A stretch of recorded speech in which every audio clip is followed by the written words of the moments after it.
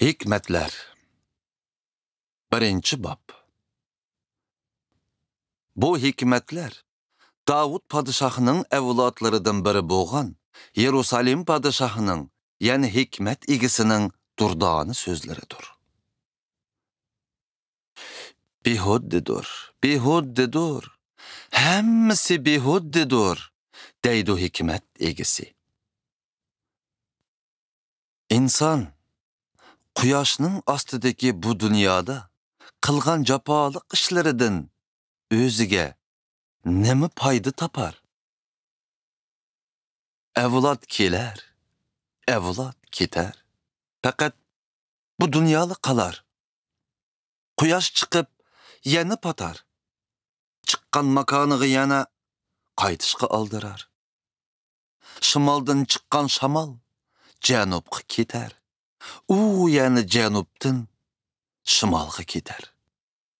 Tekrar aylanib, u shu tariqida davr qilar. Daryolar oqar dengizga, lekin dengiz to'shmas asla. Daryolar aylanib oxir qaytar o'z makoniga.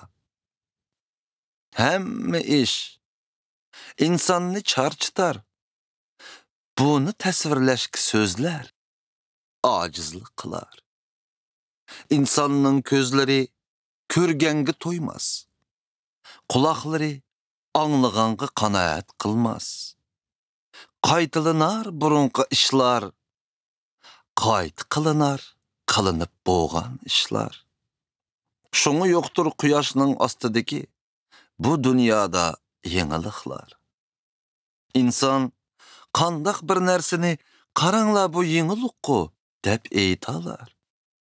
Amaliyatda hammasi azaldilla mavjud bo'lgan ishlar. Ya'ni bizdan burun mavjud bo'lgan narsalardir.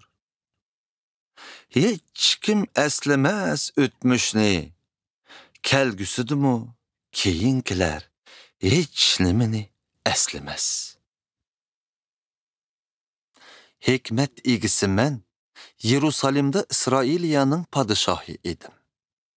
Asmanning ostidagi bu dunyoda yuz berayotgan butkul ishlarni donolik bilan ko'zatib, ko'ngil qo'yib tekshirdim.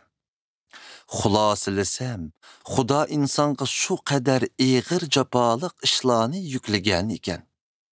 İnsanning quyoshning ostidagi bu dunyoda qilgan barliq ishlarining behuda ekanligini, xuddi shamolning orqasidan qo'g'ilgandek behuda ekanligini ko'rdim. Agrini tuzlagili bo'lmas, yo'q narsani sonig'ili bo'lmas. Ko'nglimda o'zimga shundoq dedim. Men donolikda Yerusalimning mendan burun o'tgan har qandaq bir hukmronidan eshib ketdim. Donolik va ilmda nihoyat ko'p tajribaga erishdim. Men yana ko'ngil qo'yib, donolikni tushunishga tirishdim. Nodon va ahmoqlikni tushunishga tirishdim. Oxiri shuni bildimki, bumu xuddi shamolning orqasidan qo'g'ilgandekla behuddilik ekan. Odam qancha dono bo'lsa, shuncha ko'p bo'lar ekan hasrati.